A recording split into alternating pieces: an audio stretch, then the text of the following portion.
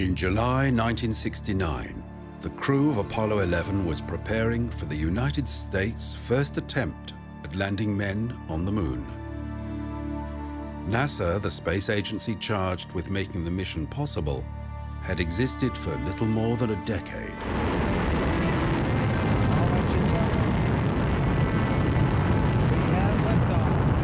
Apollo 11 was the first of 6 successful moon missions, the result of an unprecedented surge in scientific and engineering activity with remarkable spin-offs.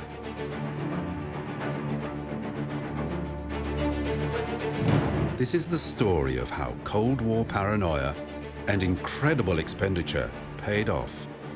In less than 9 years, the United States went from space amateur to technological hyperpower.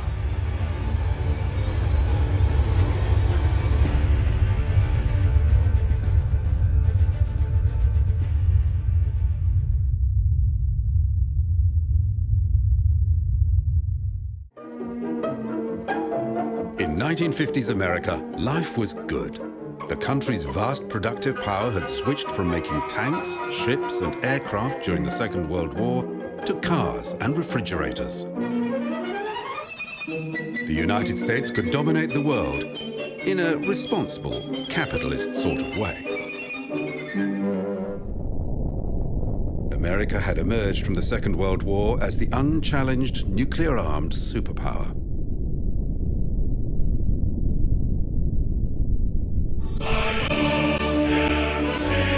But there was a problem. The Soviet Union had finished the war with a giant, battle-hardened army, and the country soon had its own nuclear weapons, becoming the world's second superpower. Its communist ideology, calling for international revolution, was a direct threat to the West.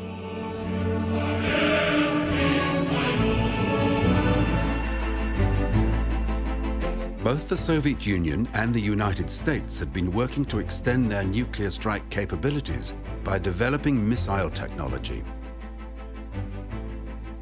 Here, the Soviets were at a disadvantage. Their primitive warheads were big and cumbersome. They had to design rockets capable of lifting much heavier loads. But in October 1957, the Soviets surprised everyone. The heavy-lift R-7 rocket had sent Sputnik, the first artificial satellite, into orbit. The 83-kilogram sphere was equipped with nothing more than a beeping radio transmitter.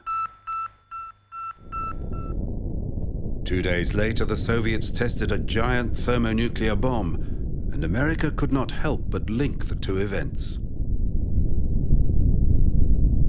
It gets the American people alarmed that a foreign country, especially an enemy country, can do this, and we fear this.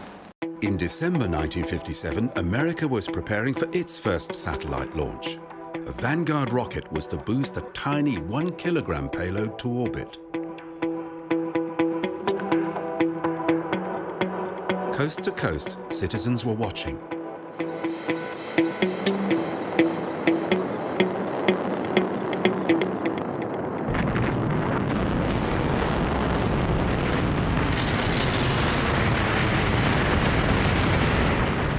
It was an intense humiliation for the United States.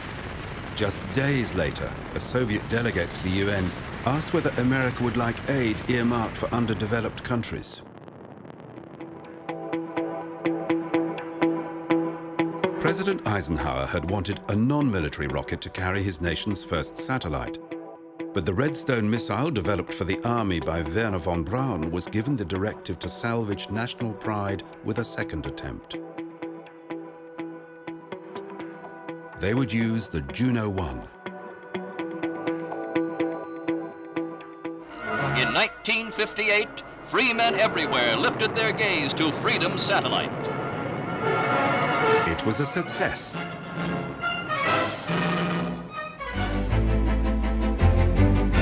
Later that same year, the Eisenhower administration established NASA to coordinate the country's space efforts. Soon after, NASA recruited its first 7 astronauts. They were all test pilots. At this time, in 1959, the United States had attempted 20 satellite launches. Only 8 had been successful.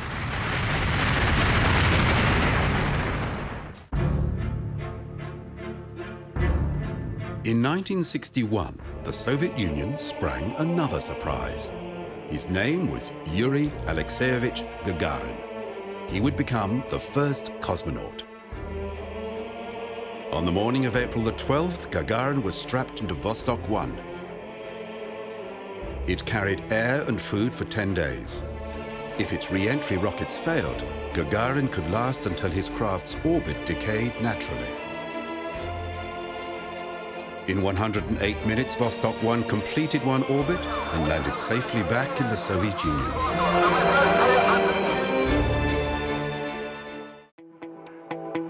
Three weeks later, Alan Shepard was preparing to become the first American in space in NASA's new Project Mercury. Before dawn on May the 5th, Shepard was delivered to the launch site 2 hours before the scheduled liftoff. This would be the first manned flight of the Redstone launcher. But the Redstone did not have the power to reach orbit. This would be a suborbital hop. In the spirit of the Cold War, Shepard had called his Mercury capsule Freedom 7. There were weather delays, and Shepard had been strapped into his seat for 3 hours before the flight started. Liftoff and the clock has started. This is Freedom 7. The fuel is go 1.2 G. Cabin at 14 psi. Oxygen is go. Freedom 7 took him to a height of 187 kilometers, ending 15 minutes later in the Atlantic, where the capsule was picked up by a waiting aircraft carrier.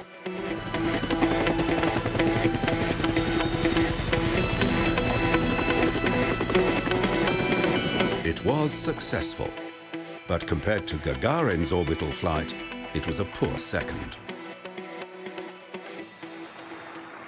Then, after another 3 weeks, there was a further development. I believe that this nation should commit itself to achieving the goal, before this decade is out, of landing a man on the moon and returning him safely to the Earth. This seemed like a very rash proposition.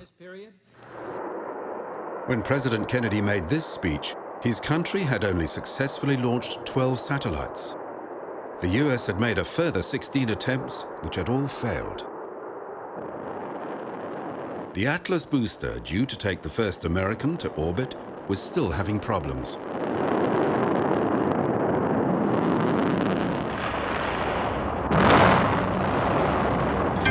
But a new fast-tracked program, under the direction of German engineer Dr. Wernher von Braun, had been underway for several years. A new launcher, the Saturn I, was an attempt to surpass the Russians' heavy lift capability. It would use a cluster of narrow tanks that could easily be fabricated using the tooling developed for the country's existing rocket fleet.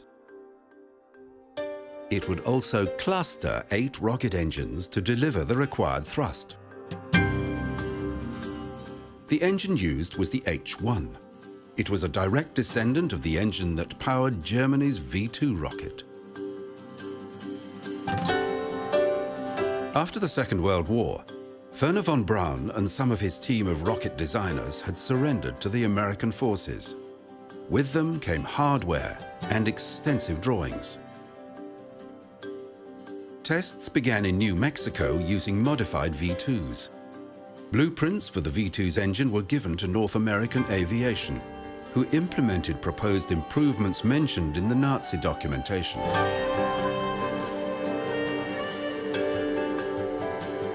A spin-off company, Rocketdyne, handled the work and are still making rocket engines today. In developing the Saturn I, there was a change in the approach of the engineers. They were keen to avoid the high rates of failure that had occurred with other rockets. This meant that all components would now be tested exhaustively before undertaking a launch. This included the H-1 engine, which was required to deliver 99% reliability. Finally, in October 1961, the first Saturn was ready for flight testing. It was a giant first stage with a dummy second stage and nose cone. As it sat on the pad taking fuel, technicians were methodically checking the rocket's subsystems. This was time-consuming and would later be monitored by computer. High-speed film cameras were focused at critical areas of the pad launcher interface, a technique that continues to this day. Launch commit, liftoff! The first test of a new rocket design was never expected to go well, but the Saturn I performed flawlessly. It was a small step towards President Kennedy's goal of landing a man on the moon. Although Congress was allocating huge sums for what was now called Project Apollo, NASA still had no clear idea how they could do it. There were two competing approaches: direct ascent, where astronauts would ride a huge craft directly to the moon and land it there and then return, or Earth rendezvous, where two rockets would launch separate parts into Earth orbit, which would link up and then fly to the moon and land. There were various concepts for a spacecraft that would fly from the Earth to the moon, land, and then return. All were huge. Both of these approaches would require a rocket of huge proportions, and designs for the giant Nova were studied.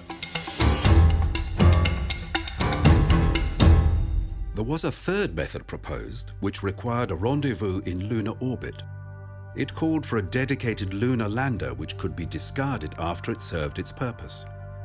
Langley engineer John Hubolt was convinced that this was the only way to get to the moon within President Kennedy's 1969 deadline.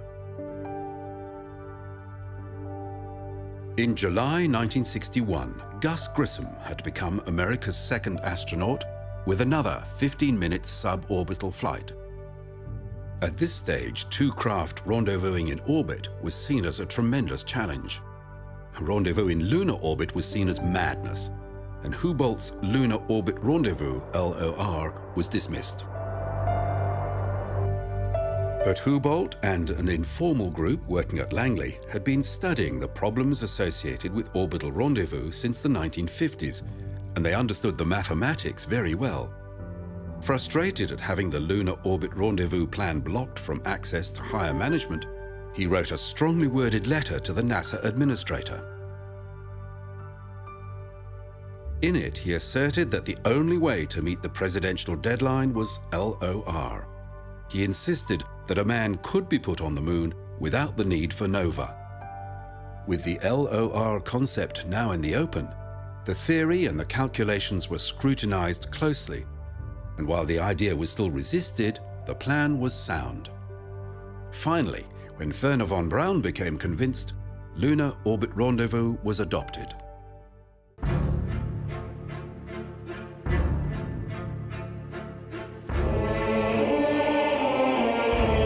In August 1961, Ghermon Tito was preparing to become Russia's second cosmonaut.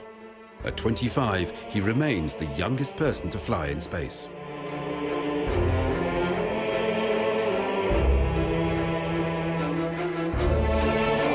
His flight in Vostok 2 made 17 orbits, with Tito remaining aloft for more than a day. He was the first man to eat in space, the first man to sleep in space, and the first man to suffer from space sickness.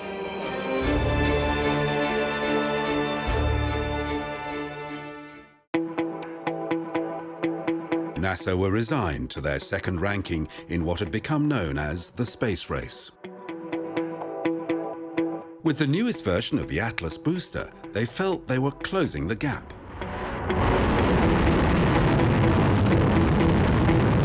An unmanned flight went well, but they were still worried. To the humiliation of the astronaut corps, Chimp 81, later called Enos, would be the first to fly on the Atlas. It was the first capsule to have solid-state electronics. There were some small problems during this flight, but Enos returned safely, paving the way for NASA's first manned orbital flight. In February 1962, John Glenn was to be the first American to go into orbit in a capsule he'd named Friendship 7. The American people were taking their country's role in the space race very seriously now. Glenn's flight was an opportunity for the US to salvage some pride.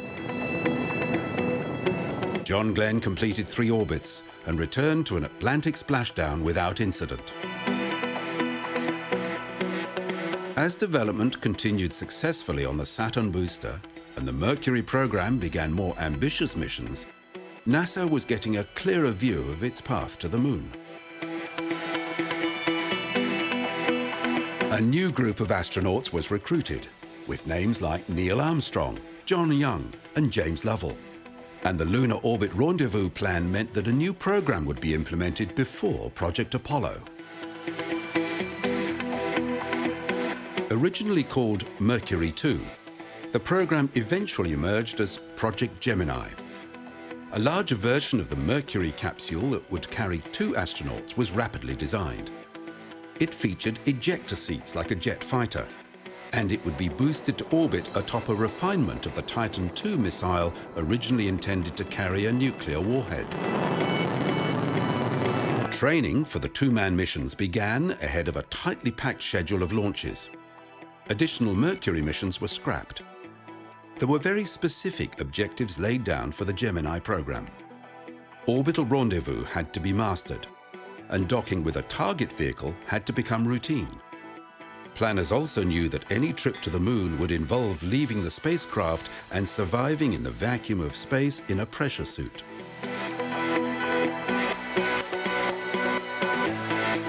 New infrastructure was built.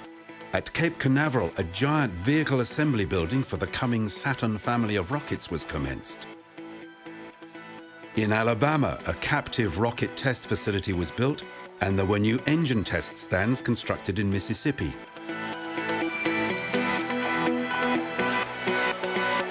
At the new Manned Spacecraft Center in Houston, Texas, a new mission control hub was constructed. It would monitor every detail of every mission. Largely due to the energy of Vice President Lyndon Johnson, Texas was to become the focal point of America's space efforts. It was September 1962, before a crowd in the stadium of Rice University in Houston, the leading space city, gives such a warm welcome to our President of the United States.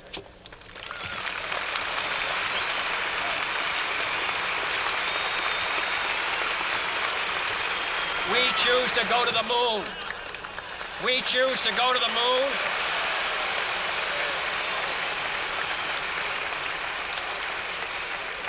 We choose to go to the moon in this decade and do the other things, not because they are easy, but because they are hard. Because that goal will serve to organize and measure the best of our energies and skills. Because that challenge is one that we're willing to accept, one we are unwilling to postpone, and one we intend to win, and the others too. Though the American people were largely on side with the country's space goals, Kennedy understood that the huge expenditures now being made could easily lead to an erosion of the national support. But in little more than 12 months, when the president returned to Texas, he was assassinated.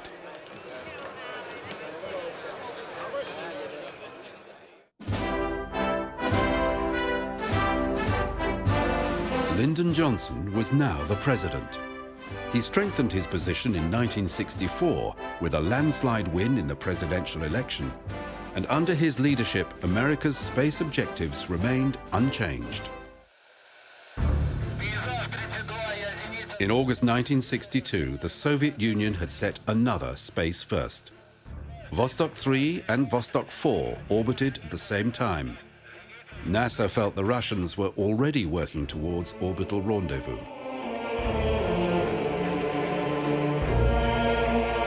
In June 1963, another cosmonaut was preparing for another first. Valentina Tereshkova would be the first woman to go into orbit. In October 1964, Vladimir Komarov, the commander, flight engineer Konstantin Feoktistov, and medical specialist Boris Yegorov flew to orbit on a new spacecraft, Voskhod 1. And they wore normal clothing, not spacesuits. To NASA, it seemed that the Russians were starting their own equivalent of the three-man Apollo program. Towards the end of 1964, cosmonaut Alexei Leonov began training with a new piece of equipment. His Voskhod capsule would be fitted with a collapsible canvas airlock that would let him leave the craft. The Voskhod capsule's electronics used thermionic valves, which relied on the ambient air to dissipate their heat, so the capsule could not be depressurized.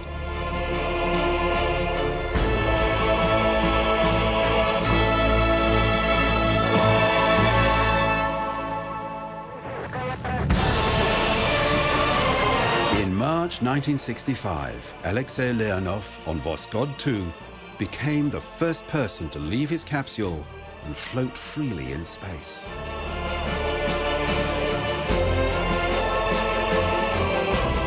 Again, the Soviet Union had beaten America in one of the critical steps NASA had stated it would need to master before an attempt at landing on the moon. The complete story did not emerge until after the fall of the Soviet Union. Once outside, Leonov's spacesuit swelled like a balloon, making him too large to re-enter the airlock. Only by drastically venting his suit pressure could he squeeze back inside.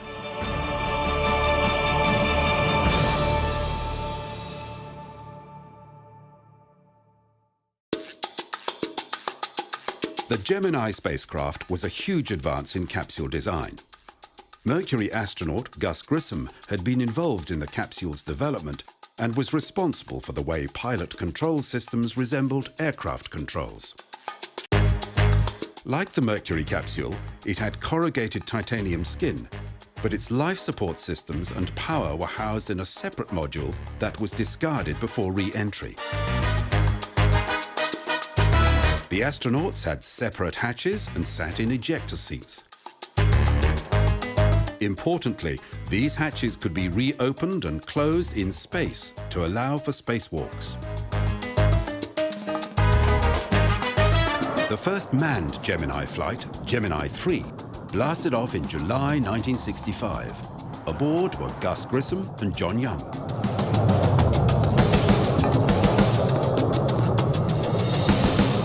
This is power. 3 orbits and 5 hours later, their craft landed in the Atlantic, just west of the Bahamas, 84 kilometers short of the intended target. Importantly, Gemini 3 had been the first spacecraft to change its orbit, a vital development toward NASA's short-term goal of orbital rendezvous. Grissom and Young's flight had been a morale booster for America's space effort, and they were treated as heroes. Less than a week after their return, the 2 astronauts were given a ticker-tape parade through the streets of New York. People were now taking the idea of a moon landing seriously. At the White House, the astronauts met with President Johnson.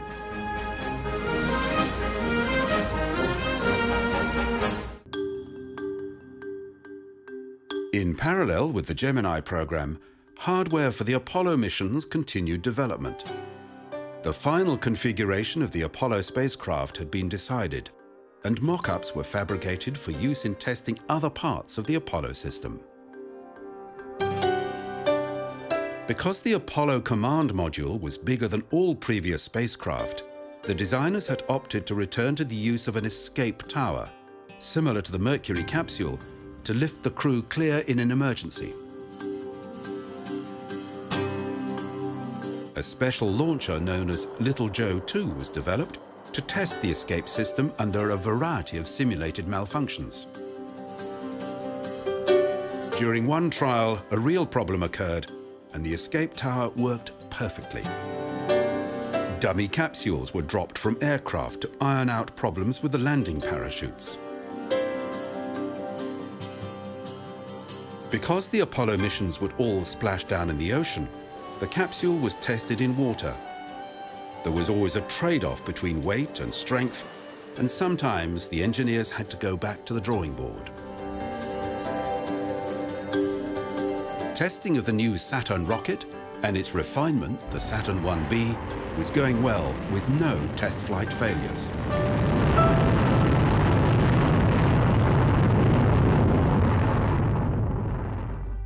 On the morning of June the 3rd, 1965, Gemini 4 was being prepared. For astronauts James McDivitt and Ed White, it would be their first flight. This would be the first mission controlled from the new Integrated Mission Control Center in Houston. Launch control remained at the Cape, but after the launcher had cleared the tower, all aspects of the remaining Gemini and Apollo flights were controlled from this complex. Roger, Fido,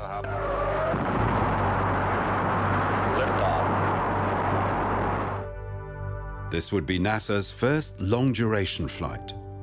An attempt was made to rendezvous with the Titan upper stage, but with little success and depleted fuel reserves, the exercise was abandoned. Above Australia, White and McDivitt donned their spacesuits and began depressurizing the capsule. Ed White had to struggle with his hatch door, which had jammed. But after attention from McDivitt, who understood the problem, it opened and White stepped outside. I got dragging a little bit, so I don't want to fire the gun yet. Okay, I'm out. He was tethered to the spacecraft by an 8-meter line that fed him oxygen. To maneuver, he had a small zip gun that expelled oxygen. It worked well, but was soon running low on gas. Okay, I put a little roll in, took it right out. A communication problem meant that while Mission Control could hear him, they could not speak to him. Messages had to be relayed via McDivitt. Don't sweat, I'll come over to you. Looks like a thermal glove, Jim. It all looked deceptively simple. But other than be outside, White had no real task to perform. Around the world, these pictures captured huge press attention. I feel like $1 million. Right from its inception, NASA had made a commitment to openness. It was the one glaring difference between America and its Cold War adversary. Jim McDivitt and Ed White were both alumni of Michigan University, which held a ceremony for the astronauts when they were back on the ground. Although the Soviet Union may still be ahead in the space race, America was catching up, and the unfettered access NASA allowed the press meant that the Gemini program became a media phenomenon. For McDivitt and White, there followed the now regulations ceremonial at the White House.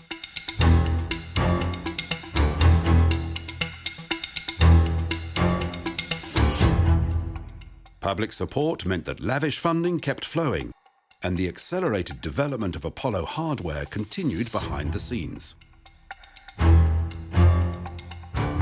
Booster testing of the Saturn I had concluded, and its direct descendant, the Saturn 1B, was being fabricated for several unmanned missions. It was earmarked for the first manned Apollo flight, scheduled for 1967. The giant C-5, now known as the Saturn V, was also being built. This was the rocket that would take men to the moon. Unlike the clustered tanks hastily pressed into service for the Saturn I, the Saturn V had larger, lighter single tanks, and it replaced the 8 H-1 engines with 5 much larger F-1 engines.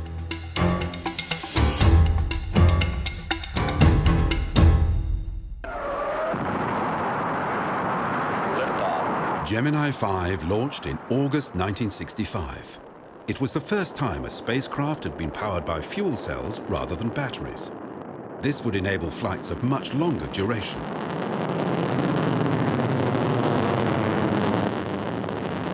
But the system gave problems.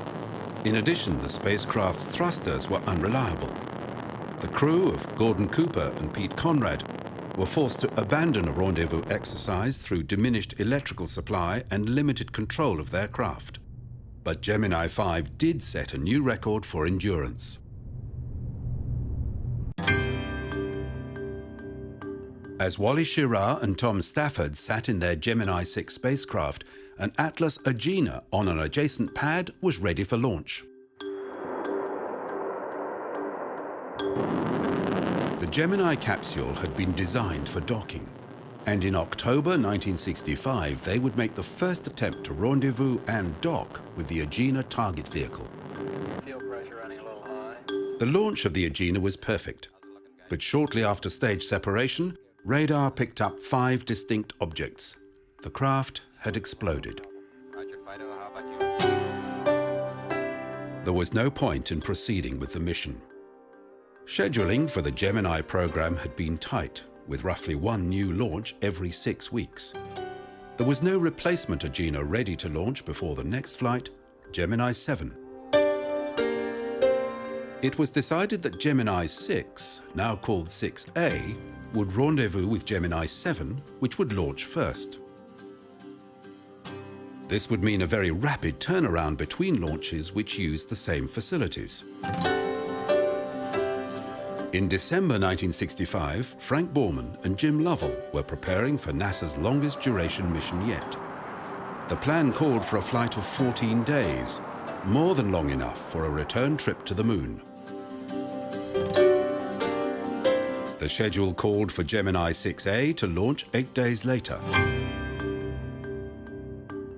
Schirra and Stafford had been through this exact procedure just 7 weeks earlier. There could be no faulty target vehicle to let them down. You're cleared for takeoff. Roger, adios. Minus 5, 4, 3, 2, 1. Ignition. A plug had released early, forcing an automatic shutdown. For the second time, Schirra and Stafford had been unable to get off the ground. Very good. 3 days later, Gemini 6A launched successfully. Within 6 hours, the 2 Geminis were side by side. Rendezvous was one of the difficult maneuvers that had to become routine before a realistic attempt at landing on the Moon could be made. Although the American public may not have appreciated the finer points of orbital mechanics, moving pictures of a spacecraft in orbit again roused huge media attention. Gemini 7 set a new record for time in orbit, but during the last few days the spacecraft had developed thruster problems.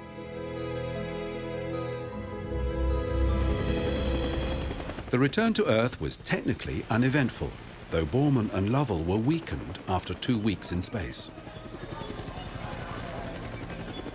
Astronauts were now greeted as returning heroes with intense press coverage. They were becoming celebrities.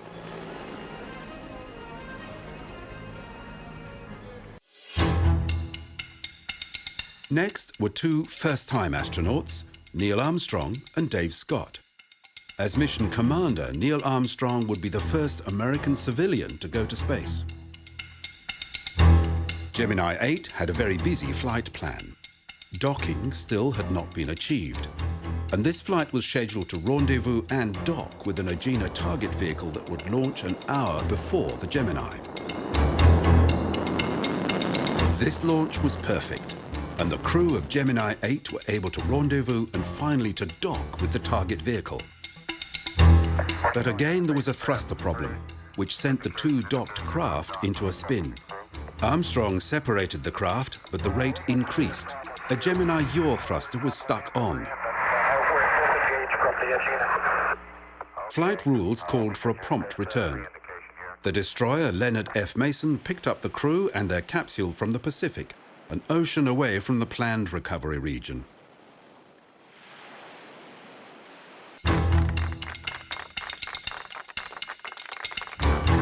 On On Gemini 9, Tom Stafford and Gene Cernan would try to achieve the objectives unmet by Gemini 8.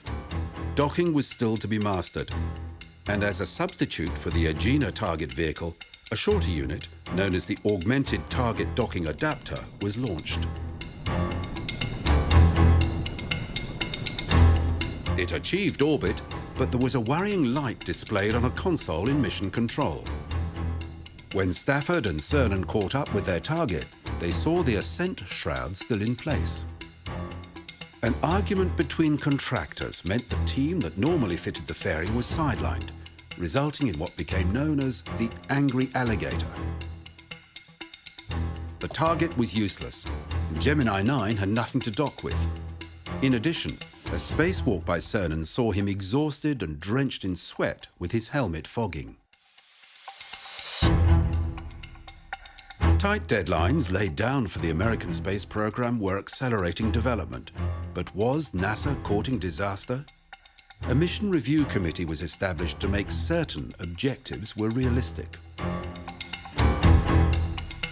Rendezvous and docking had been hampered by equipment failure, but mission planners were confident it would be mastered. The one outstanding problem facing the Gemini team was the spacewalk, or EVA, for extravehicular activity. After Ed White's joyride in space, it came as a surprise that it was so difficult to actually work in weightlessness.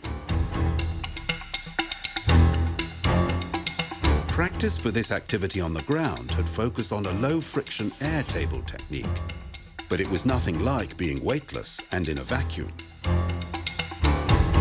For brief periods in an aircraft traveling along a parabolic curve, an astronaut could experience weightlessness. This was difficult, but with only 3 more Gemini missions scheduled, it was felt to be of value.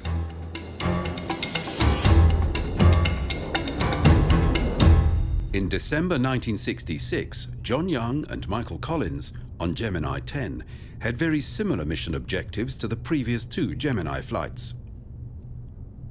They successfully rendezvoused and docked with their Agena target, then, using the Agena's engine, boosted their orbit to a new record high.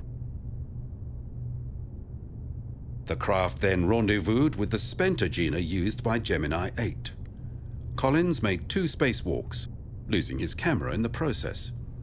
As he made his way to the target craft, he found it difficult to gain purchase.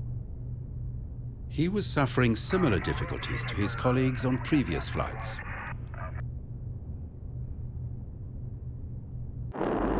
Gemini 11 had a 2-second launch window. Pete Conrad and Dick Gordon performed a direct ascent rendezvous just 94 minutes after launch. This was the type of rendezvous planned for the Apollo missions. They docked and undocked 4 times, giving NASA confidence in their rendezvous and docking ability. Then, using the Agena's engine, the linked craft achieved a record orbital high point of 1,300 kilometers. During EVA, Gordon attached a tether to the Agena as part of a gravitational experiment. But yet again, the process was exhausting compared with simulated exercises on the ground. NASA had just 1 more Gemini mission to iron out their EVA problems. Planners decided to try a new simulation in preparation for the EVAs scheduled for the final Gemini flight. Buzz Aldrin went through neutral buoyancy training at the McDonough School swimming pool near Baltimore. There would be new anchor points installed on both spacecraft. A waist tether was part of the new equipment. Astronauts had said they used too much energy just trying to maintain their position.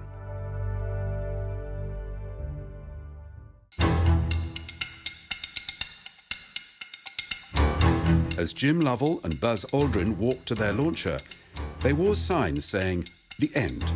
The final Gemini mission was a big news event. The next space flight was to be Apollo 1, due for launch in February 1967. Though the flight plan called for the same rendezvous and docking as the previous 4 missions, Each flight was about refinement of technique, particularly the way in which the guidance computer was being used. But the prime objective for Gemini 12 was EVA.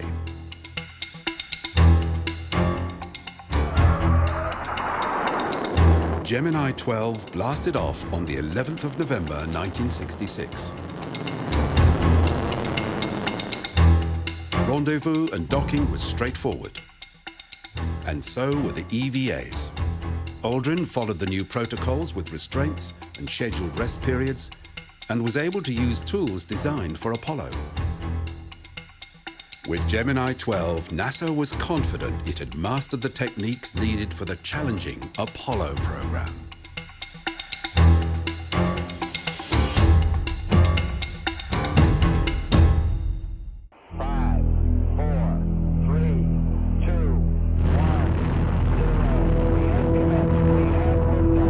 The Saturn 1B had made 2 unmanned flights with early versions of the Apollo command and service modules.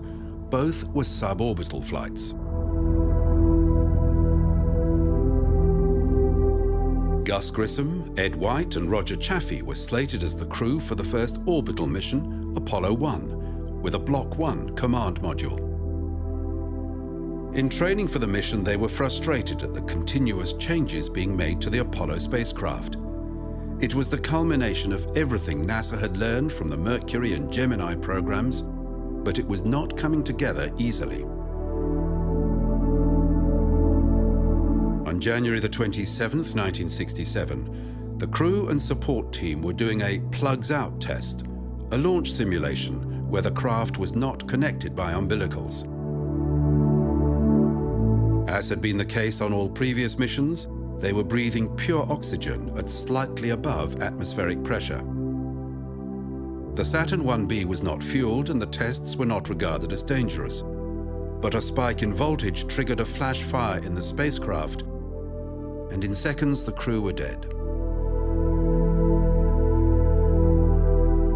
Flammable materials and the pure oxygen atmosphere were a lethal combination. High pressure in the capsule made opening the inward swinging door difficult.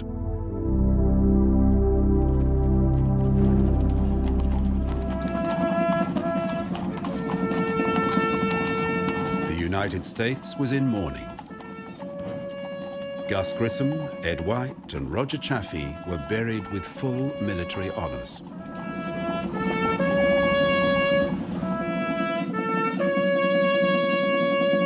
Many at NASA had been dreading this kind of outcome. In a speech to colleagues at Mission Control, Flight Director Gene Kranz said, "We were too gung-ho about the schedule, and we locked out all of the problems we saw each day in our work."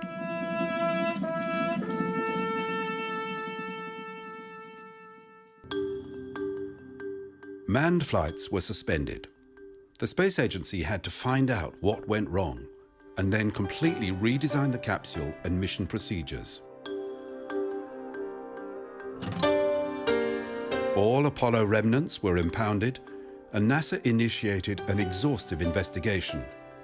Both houses of Congress also set up inquiries. Frank Borman was the only astronaut to serve on NASA's Accident Review Board. He was commander on his first mission, and he had been selected to command the third manned Apollo mission, but there was a cloud over the whole program. Ultimately, Borman's testimony before a House committee helped convince Congress that the manned Apollo program was safe to resume operations. Outside the inquiries, NASA tried to maintain its focus. Astronauts who were experts in spaceflight were now being sent on field trips to learn about geology in preparation for the moon missions.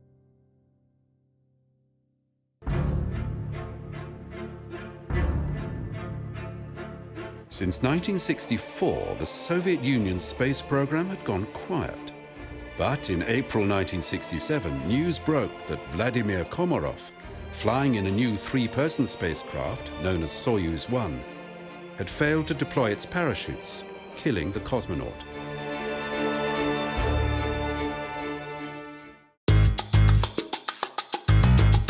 Although in the United States, manned missions for 1967 had been put on hold, NASA was still busy. The new Saturn V was almost ready for its first flight. Its 3 stages and their engines had all been exhaustively tested on the ground.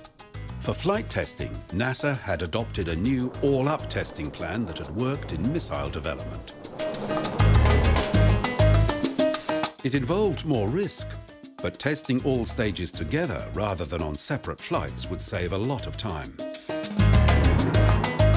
Intelligence reports were beginning to filter through that the Soviets were running their own lunar program to maintain their lead in what clearly was a race for the moon. Liquid hydrogen tank. The first Saturn V launch also marked the first use of the new Launch Control Complex at the Kennedy Space Center. Shows where go at this time. Originally scheduled for late 1966, developmental problems with the second stage pushed the launch out to November 1967. Transfer is satisfactory.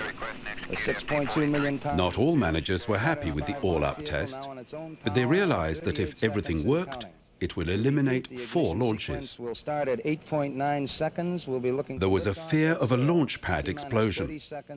With 90% of the Saturn V's launch weight being highly explosive fuel, calculations had been made to understand the damage a low-altitude failure could create.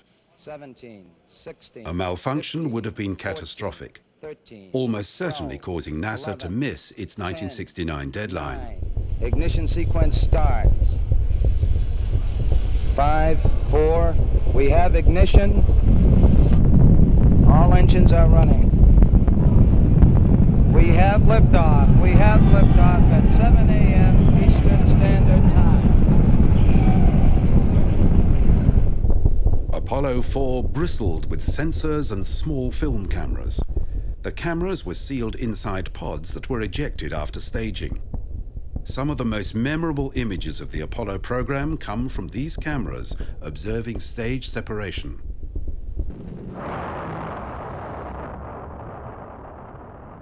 In the Gemini launches, the first stages had exploded after separation. Though this did not threaten missions, engineers wanted to understand everything that happened.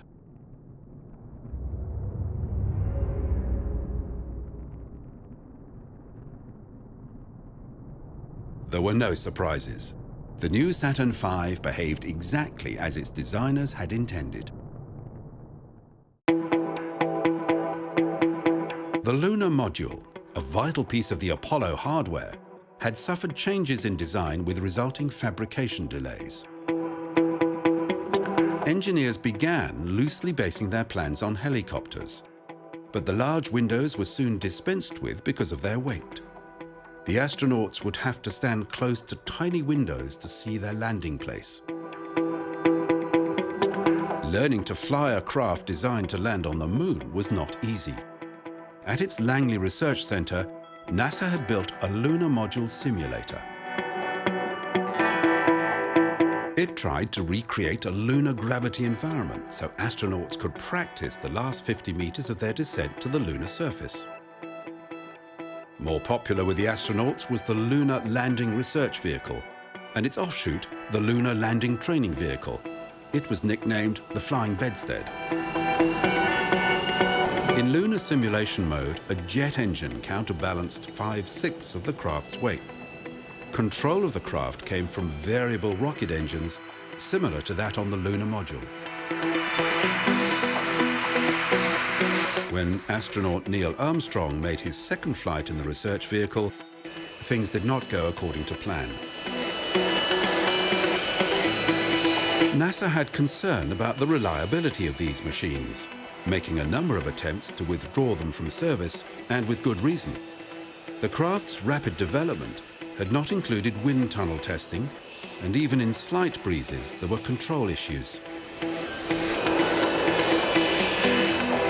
Armstrong ejected safely just 60 meters above the ground, but the training vehicle continued as an important adjunct to the Apollo program.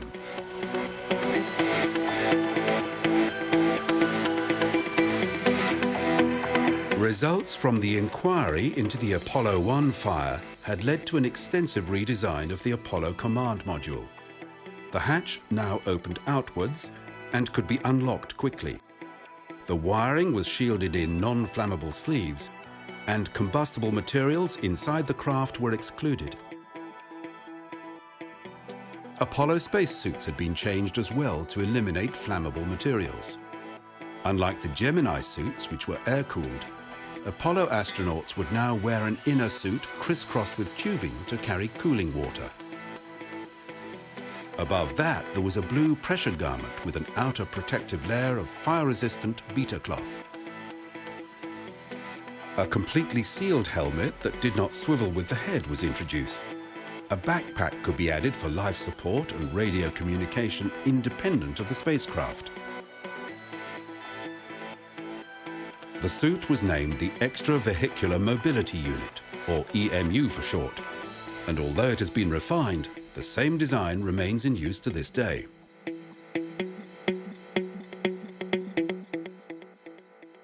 Wally Schirra, Don Isley and Walter Cunningham would make the Apollo program's first manned flight. By October 1968, NASA had confidence in the new command module. Apollo 7 would launch to Earth orbit on a Saturn 1B.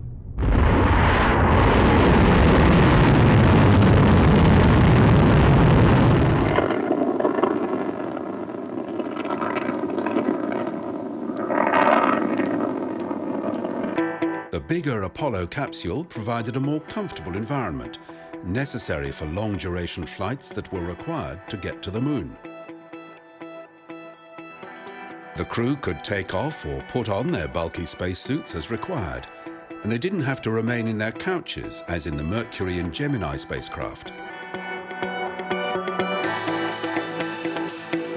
Soon after reaching orbit, the command and service modules separated from the S-4B upper stage.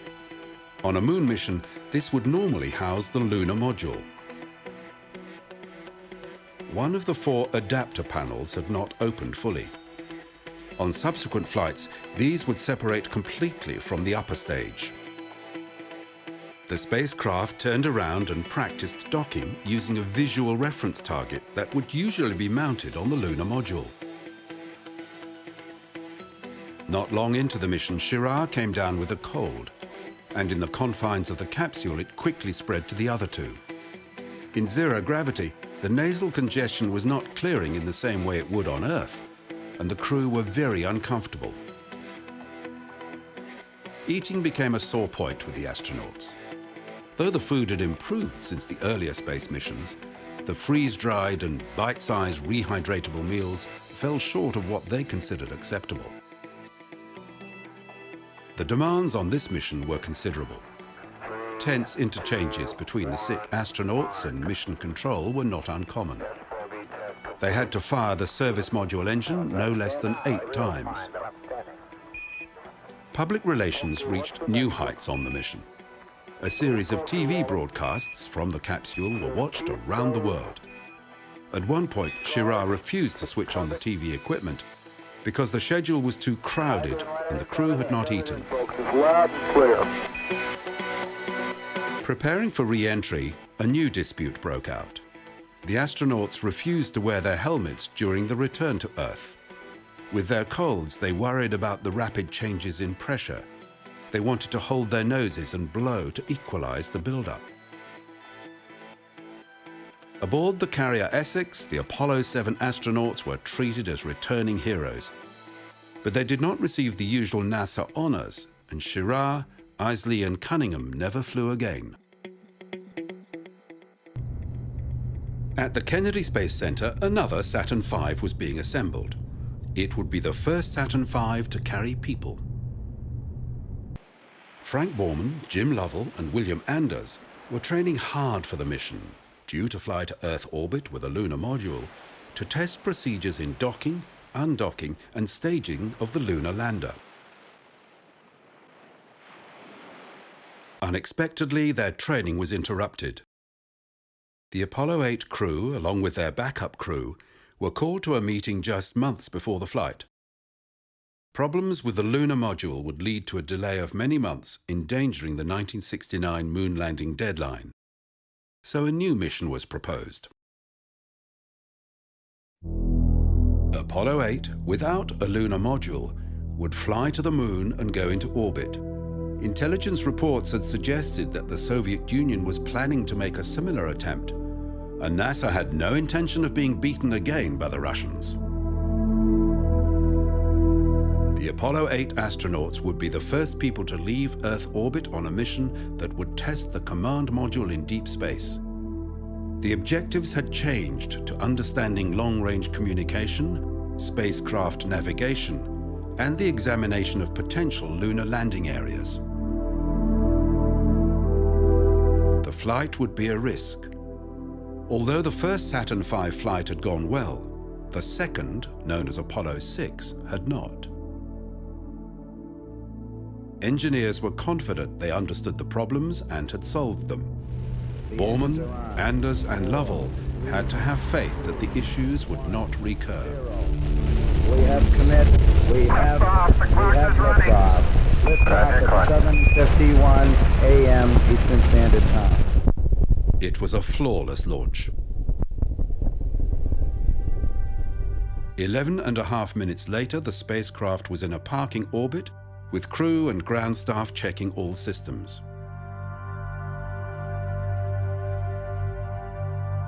During the second orbit, Mission Control gave them the thumbs up. Apollo 8, you are go for TLI, over. Roger, understand. We're go for TLI. TLI, Translunar Injection.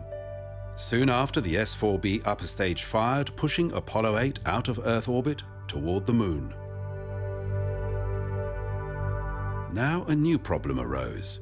Frank Borman began to feel sick and threw up, which was even more unpleasant in zero gravity.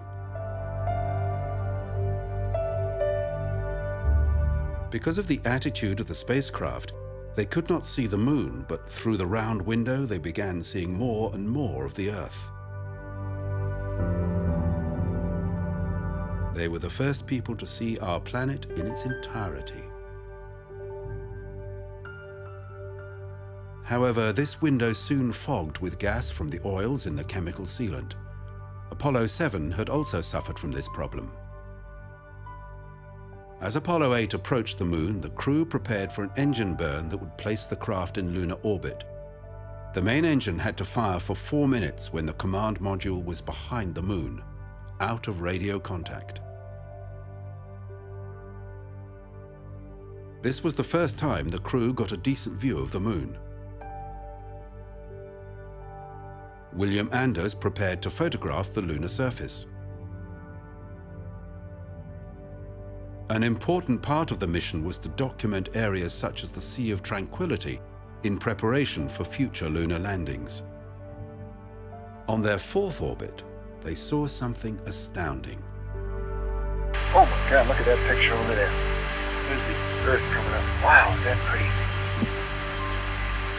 Hey, don't take that, it's not scheduled. After this mission, it was said, they went to the moon and discovered the Earth. Color film, Jim? Hand me a roll of color, quick. Oh, will you? man, that's great. Where is it? Quick. After 10 orbits of the moon, Apollo 8 fired its main engine and began its return to Earth. During the cruise back, Bill Anders captured more pictures of the Earth. The Apollo 8 astronauts returned as heroes. Their flight around the moon had put NASA's space effort back on the front pages. On their return to Houston, there was an outpouring of national pride. Finally, the US was winning the space race. But it was the end of 1968, and there was only 1 year left to reach the moon within President Kennedy's deadline.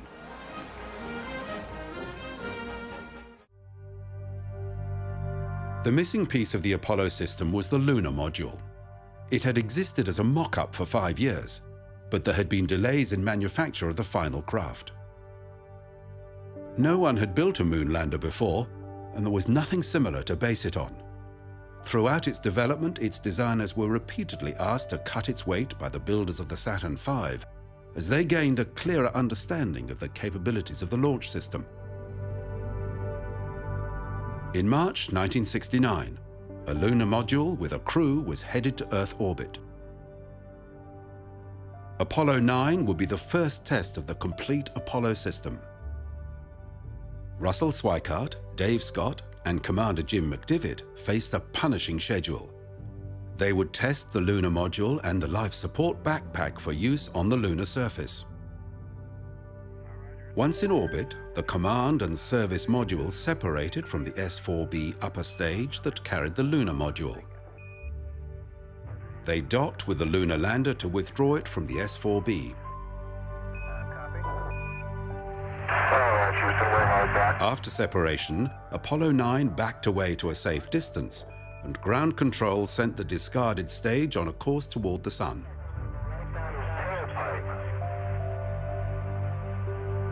The next few days were spent in maneuvers, with the main engine being fired 5 times, changing the orbit in preparation for testing of the lunar module and to simulate mid-course corrections that would be needed on a trip to the Moon. The crew removed the hatches and probes to clear the connecting tunnel between the command module and the lunar module. Okay, we're nice and stable with respect to you. The next day, Spider and Gumdrop separated for the first time. It's a nice looking machine. So is yours. Using its descent engine, the lunar module withdrew to a distance of around 150 kilometers.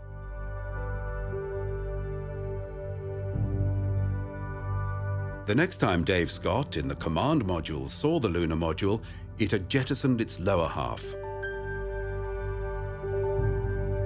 All engine tests for both stages had worked well, and NASA was developing confidence in its new mooncraft.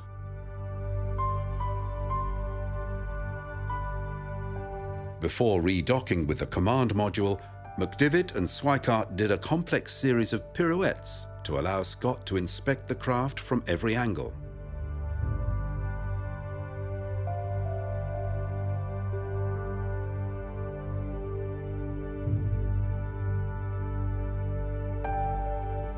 When the 3 astronauts were reunited, the lunar module was jettisoned, eventually to burn up in the Earth's atmosphere.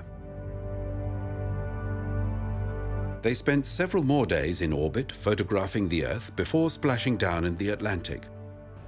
NASA had just 9 months more to meet President Kennedy's end-of-the-decade deadline for putting a man on the Moon. But there would be one more step before they made the first attempt to land. All stages pressurized at this time. Apollo 10 would take a lunar module to the Moon and descend toward the surface, but it would not land.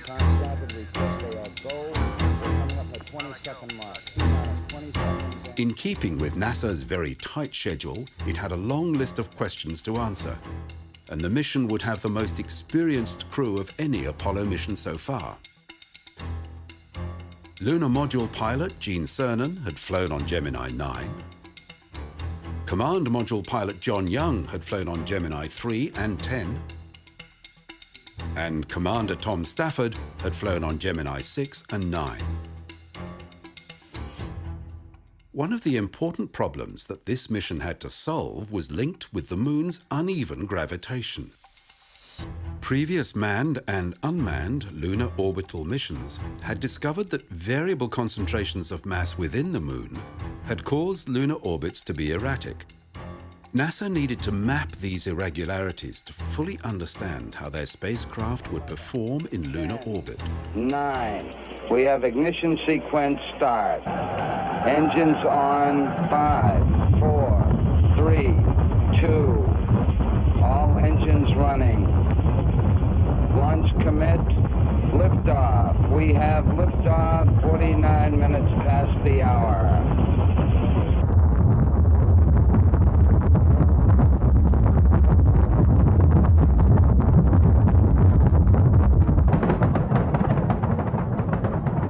Apollo 10 would be a complete rehearsal for the first lunar landing.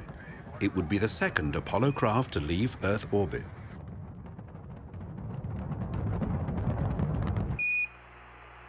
Docking with and extraction of the lunar module, which had been the major focus of previous missions, was becoming commonplace.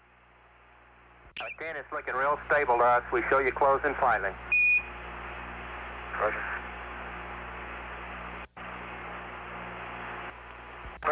and we're there. Got 2 grays. Roger. Apollo 10 was the first spacecraft to make color television transmissions, and they pulled in audiences of around 1 billion. I just do whatever he says. As in the previous mission, Apollo 10 had 2 spacecraft, each needing a different call sign. The astronauts had elected to call the mothership Charlie Brown and the lunar module Snoopy, after the popular Peanuts cartoon strip of the time. Subsequently, space crews were asked to choose names that had a little more gravitas.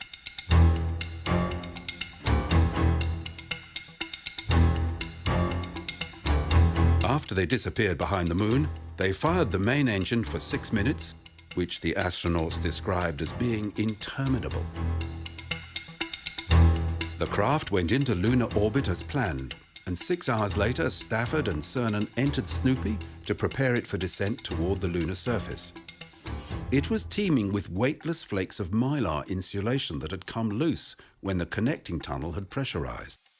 This caused itching for the rest of the flight. But there were more problems.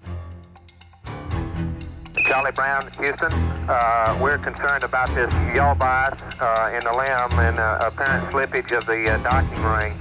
We'd like you to disable... The lunar module was more than 3 degrees out of alignment with the command module, and air pressure in the tunnel between the 2 craft could not be released. Houston was worried that undocking now could damage the latches that held them together.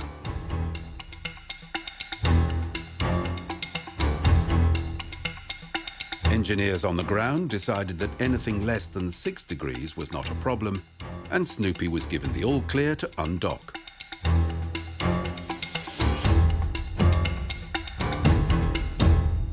This was the first time a lunar module had flown in the environment for which it had been designed.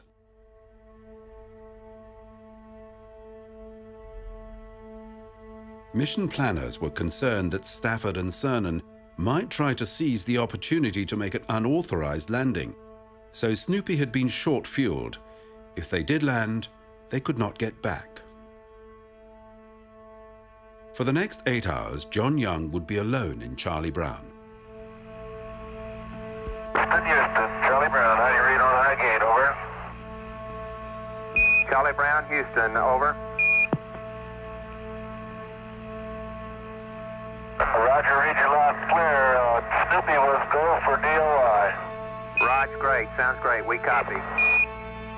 Snoopy dropped lower and lower, passing directly over the proposed landing site for the next Apollo mission, and traveling more than 500 kilometers from the mothership.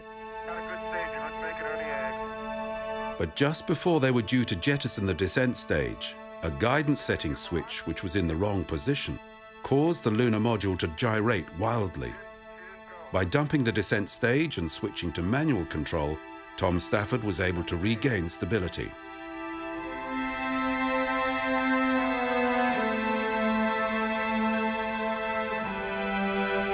Charlie, how was the stage? Good, huh? Wait till that thing blinks. Charlie Brown, Houston, they got staging. They had a wild gyration, though, but they got it under control, over.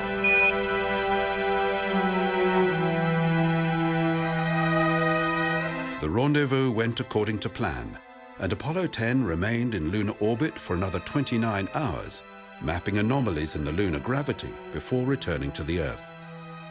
But even as they were near the moon, another Saturn V had been rolled out to the launch pad. Apollo 11 was being prepared for the first attempt at a landing on the moon.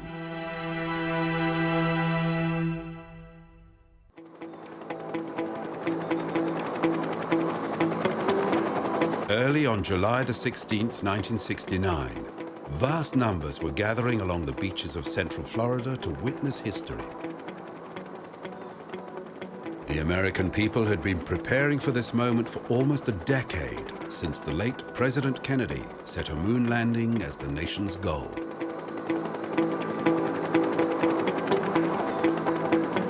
More than 1 million people were crowding the roads and causeways around Cape Canaveral that had been renamed Cape Kennedy.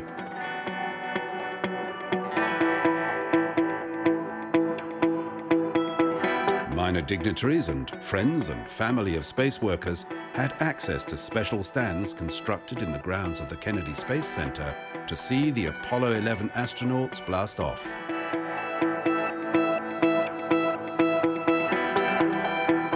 While the public had great faith in NASA's ability to land men on the moon, the experts working in the space business put their chances of success at no better than 50-50. The astronauts had spent long hours in simulators preparing for every eventuality, yet the equipment they used for practice only provided an approximation of conditions in space, with some of the test rigs appearing bizarre. A special gantry built at NASA Langley provided something approaching the experience of lunar gravity. Hours before the scheduled launch, the giant Saturn V was slowly taking fuel. Its tanks would be constantly topped up till seconds before liftoff. Michael Collins was the command module pilot. He had flown previously on Gemini 10. Buzz Aldrin was a lunar module pilot. He had pioneered new techniques for spacewalking on Gemini 12. And the mission commander was Neil Armstrong. On Gemini 8, his cool head and quick thinking had saved the mission from tragedy. Apollo 11 would have a fully experienced team chosen to deal with and solve difficult problems. And there would be problems. Every NASA mission had built upon the experience of previous missions, but there was always a point when they entered unknown territory, and the pressure to reach the moon before the end of 1969 had been unrelenting. We're going to the moon together. But across America, people were supremely confident, and launch parties were held across the country.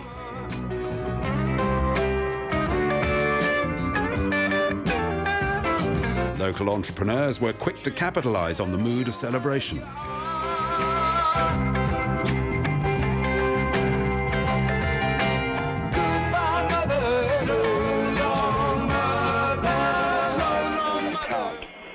The swing arm now coming back as our countdown continues. At the Kennedy Launch Center, tension was high.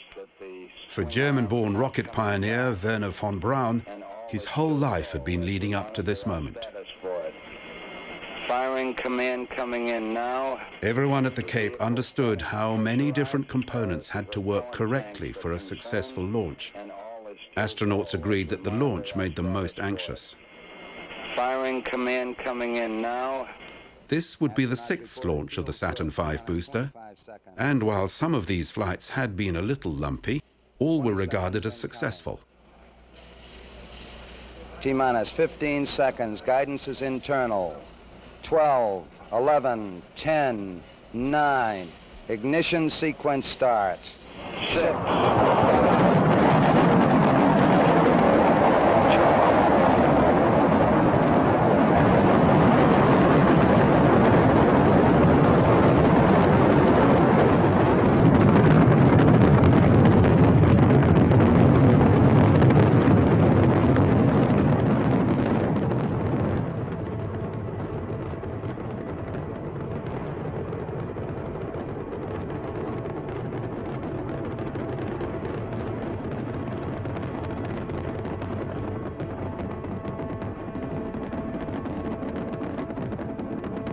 After it cleared the launch tower, control was transferred from the firing room at the Cape Complex to Mission Control in Houston.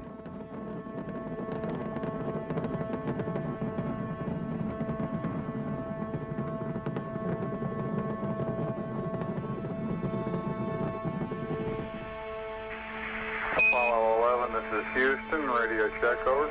12 minutes after launch, Apollo 11 was in low Earth orbit. Apart from a slightly rough ride with the 3rd stage, everything had been routine. About 5 by 2, very weak. Can you give us a status report, please? Translunar injection and docking with the lunar module were now practices that had been done many times before, and they too were achieved with little fuss.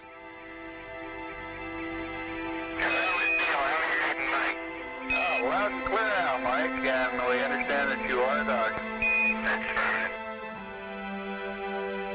The cruise to the moon and lunar orbit had been done twice before, and flight manuals and checklists had all been rewritten with the benefit of previous experience. The Apollo system had been designed so that all navigation observations and engine burns could be made by the crew.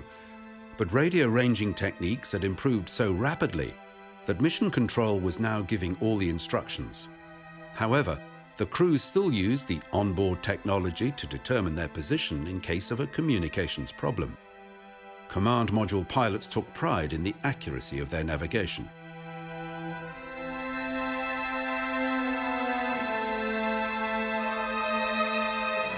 Both the command and lunar modules were equipped with the Apollo Guidance Computer, one of the first practical microcomputers. We recommend you accept the nav 49, continue through your sequence of sightings, and then we'll... For most computations, there was a manual workaround.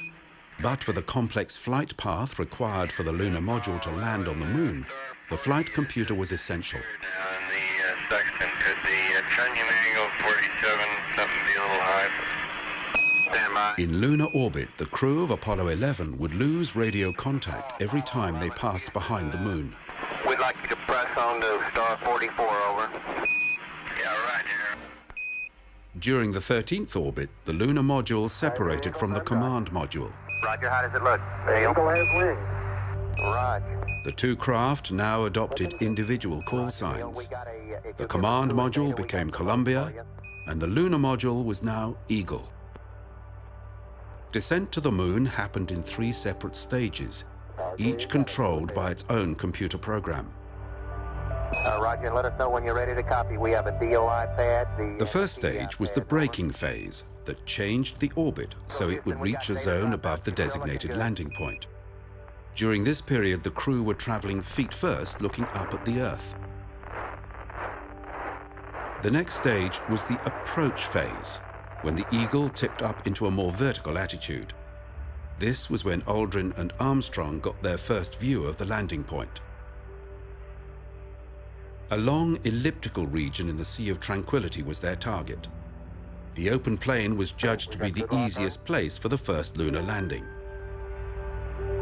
Altitude lights out. But unexpected things began happening. Fuel in the lunar lander's tanks began sloshing around. While this was not dangerous, the motion meant the craft could give no clear indication about its pre-programmed landing site. That's affirmative. Program alarm. The 1202. 1202. Give us a reading on the 1202 program alarm. Then the flight computer began sounding an alarm, and there was only one person in mission control that knew what a 1202 alarm was. A young software engineer understood the computer was overloaded, but that it could still look after critical functions. Delta H is looking good now. Roger, Delta H is looking good to us. The mission would continue. Roger, we got you. We're going at alarm. The final part of the landing sequence was still computer controlled, but it allowed the commander to override the craft's rate of descent and its positioning.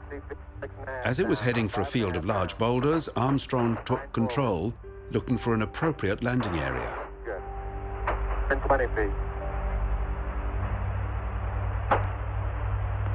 100 feet, 3.5 down, 9 forward. This took longer than anyone expected. 185. Okay, 75 feet. That's looking good, down a half. 6 forward. Fuel was running low. 60 seconds. Lights on. 6. Down 2.5. Forward. Forward. That's 40 feet, down 2.5. Picking up some dust. 30 feet, 2.5 down. Straight shadow. 4 forward. 4 forward, drifting to the right a little.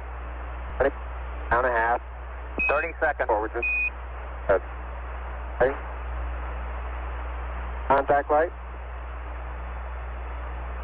Okay, engine stop. ACA at a descent. Mode control both auto, descent engine command override off. Engine arm off. 413 is in. The relief in mission control was palpable. We copy you down, Eagle. Listen, Tranquility Base here. The Eagle has landed.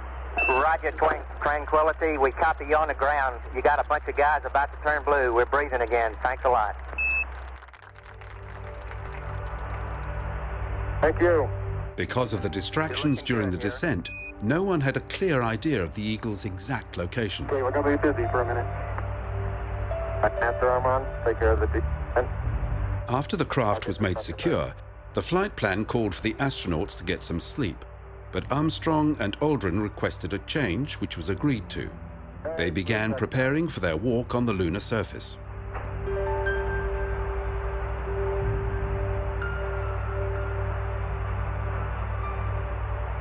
Seven hours later, Armstrong was climbing down the ladder. Footbeds are only depressed in the surface about 1 or 2 inches. A black and white TV camera was now activated, and around the world, 600 million people were watching. That's one small step for man,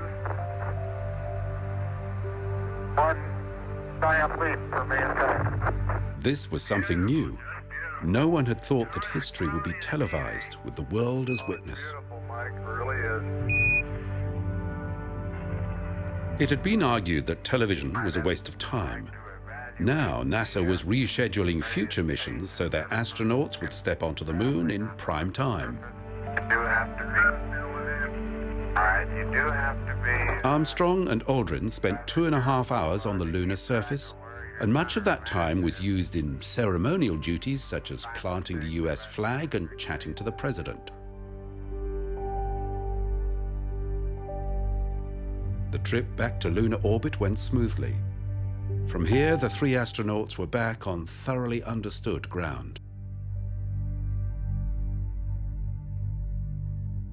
The 3-day return cruise to Earth was a calm period before a storm of publicity obligations that the Apollo 11 astronauts had not prepared for.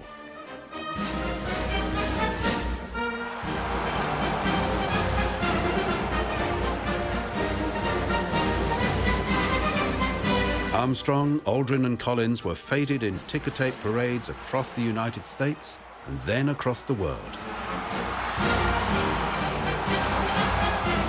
NASA was keen to build on this wave of popularity, but the final 3 scheduled moon landings were soon cancelled, and although the remaining moon missions became more ambitious and complex, the American people lost interest.